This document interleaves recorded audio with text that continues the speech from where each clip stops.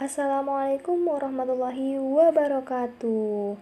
Kami dari kelompok 6, kelas 3D PGMI UIN Sultan Toha Saifuddin Jambi yang beranggotakan saya Nurlina Salba beserta rekan saya yaitu Ayu Dwi Ramadanti, Dika Tasya, Misna, dan Tasrifa. Video ini dibuat untuk memenuhi tugas mata kuliah pembelajaran akidah akhlak MI atau SD dengan dosen pengampu Bapak Indra Lesmana Tarigan SPD MSc dengan tugas membuat media pembelajaran. Nah, kali ini media pembelajaran yang kami buat yaitu menggunakan media visual dengan judul Materi Akhlak Terpuji dan Akhlak Tercela. Baiklah, langsung saja saksikan videonya. Assalamualaikum warahmatullahi wabarakatuh. Apa kabar semua anak-anak ibu? Alhamdulillah pada sehat semua ya. Pada pertemuan kali ini, ibu beserta rekan-rekan ibu akan menjelaskan materi tentang akhlak terpuji dan akhlak tercela. Nah, apakah kalian tahu apa itu akhlak? Akhlak secara terminologi berarti tingkah laku seseorang yang didorong oleh suatu keinginan secara sadar untuk melakukan suatu perbuatan yang baik. Nah, akhlak merupakan bentuk jamak dari kata khuluq, berasal dari bahasa Arab yang berarti perangai, tingkah laku, atau tabiat. Akhlak itu terbagi menjadi dua, yaitu akhlak terpuji atau akhlakul karimah dan akhlak mazmumah atau akhlak tercela. Apakah kalian tahu apa itu akhlak tercela dan akhlak terpuji? Akhlakul karimah atau disebut dengan akhlak yang terpuji merupakan salah satu golongan macam akhlak yang harus dimiliki setiap umat muslim. Nah, kira-kira seperti apa sih contoh akhlakul karimah? Contoh akhlakul karimah yaitu sikap rela berkorban, jujur, sopan santun, tawakal, adil, sabar, dan lainnya.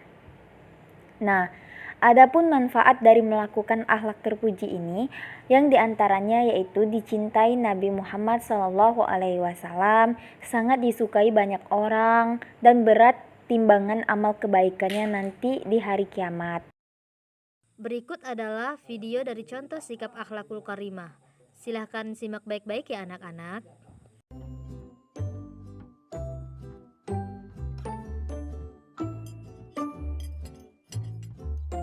Alif, kenapa Indah habiskan makanan? Sayang juga dibuang.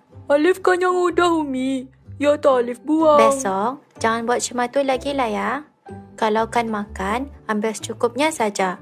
Mun Indah, sayang dibuang makanan. Ianya termasuk perbuatan yang tidak terpuji. Baiklah Umi. Alif minta maaf. Mulai besok, Alif janji. Alif dah lagi membazir.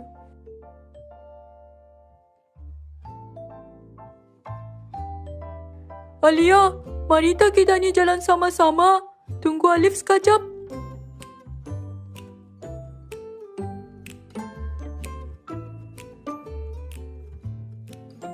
Alif, itu salah satu perbuatan yang tidak terpuji. Kita ni mesti membiasakan diri dengan akhlak yang baik, seperti yang dicontohkan oleh Nabi Muhammad SAW. Macam berbuat baik arah orang, patuh kepada ibu bapa, bercakap dengan lemah lembut dan sopan santun, memberi salam ketika masuk rumah, jangan bercakap apabila makan, dan jangan membuang makanan.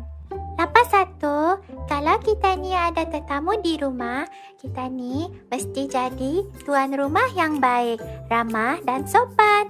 Itu antara contohnya, Alif. Terima kasih Alia. Ani, Alif faham sudah. Dan Alif janji, Alif dah buat lagi. Alif mau berubah untuk membiasakan diri supaya berakhlak mulia selalu. Nah, itulah contoh dari akhlak terpuji. Yang selanjutnya yaitu penjelasan tentang akhlak mazmumah atau akhlak tercela. Di sini apakah sudah ada yang tahu apa itu akhlak mazmumah atau akhlak tercela? Nah, akhlak mazmumah atau akhlak tercela merupakan salah satu tindakan buruk yang harus dihindari setiap manusia. Lalu, apa saja sih contoh dari akhlak mazmumah itu?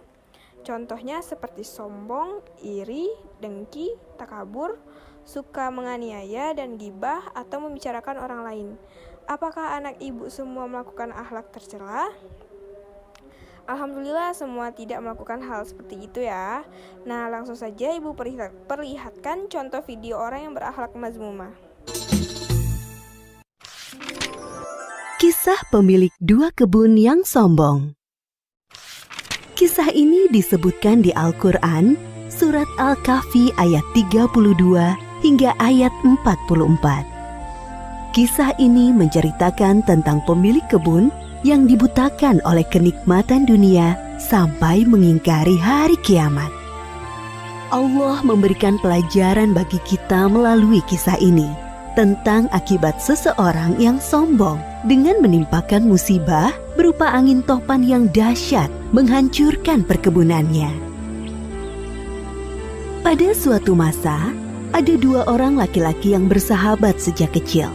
Walaupun bersahabat, keduanya memiliki kehidupan yang berbeda.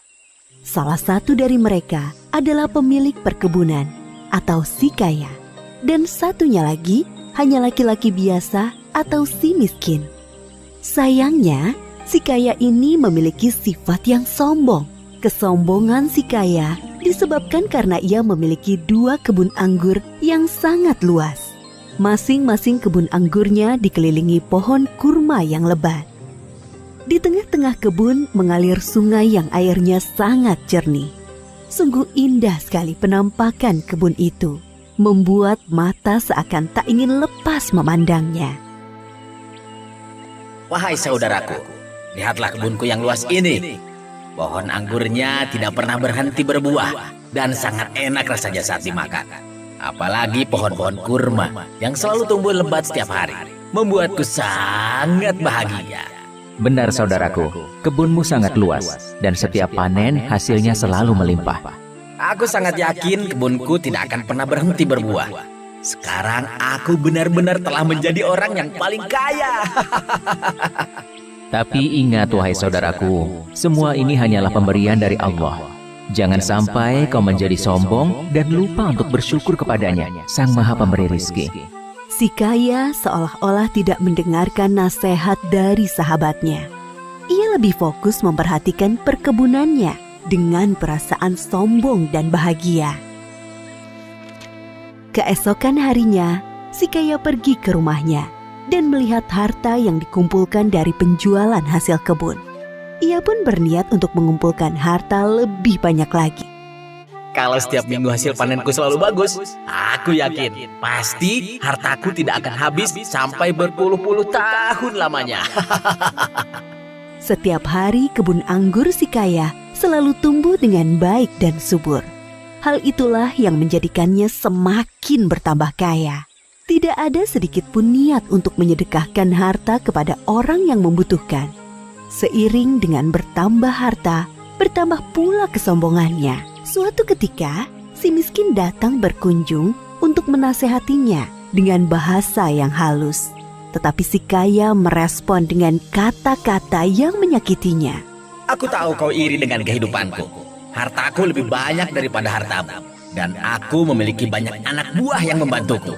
Sama sekali tidak wahai saudaraku. Walaupun hartaku lebih sedikit dan tidak memiliki anak buah sepertimu, aku hanya khawatir kepadamu kelak di akhirat.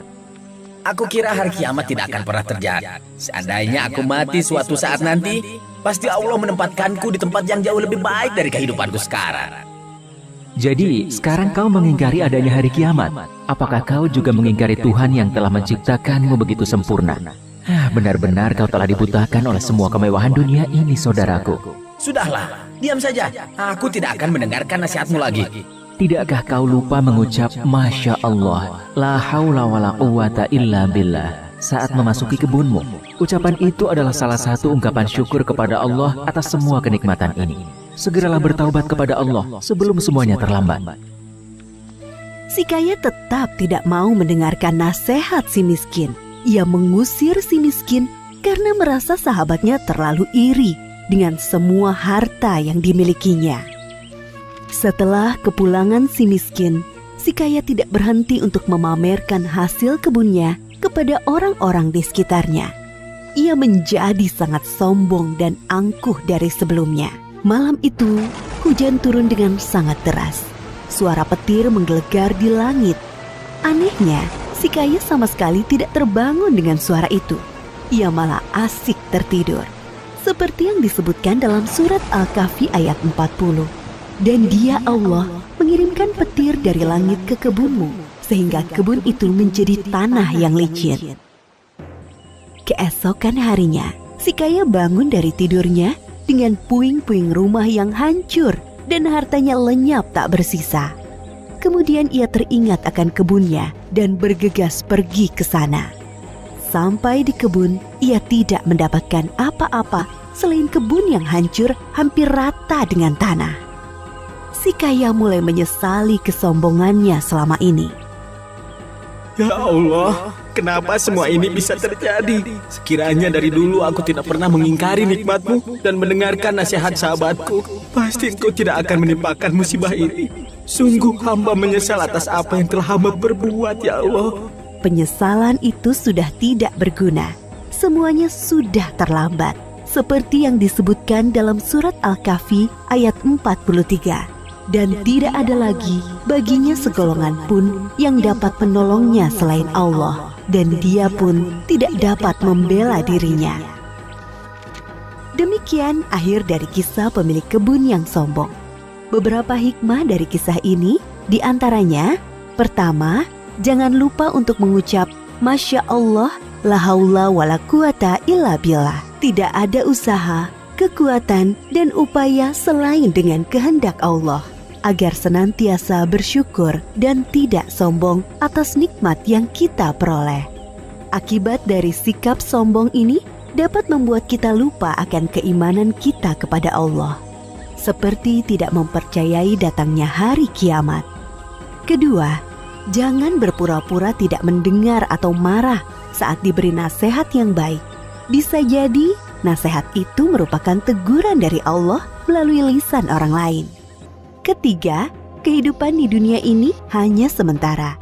Jadi, jangan sampai kita dibutakan oleh kemewahan dunia.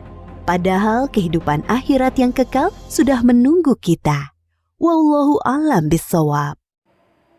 Nah, anak-anak ibu semua sudah paham kan dengan apa itu akhlak terpuji dan akhlak tercela? Semoga sudah paham ya. Jadi, kita sebagai manusia harus senantiasa berakhlakul karimah dan menjauhkan diri dari akhlak mazmumah.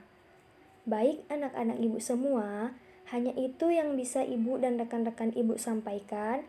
Sebelum kita tutup, alangkah baiknya dengan mengucapkan hamdalah.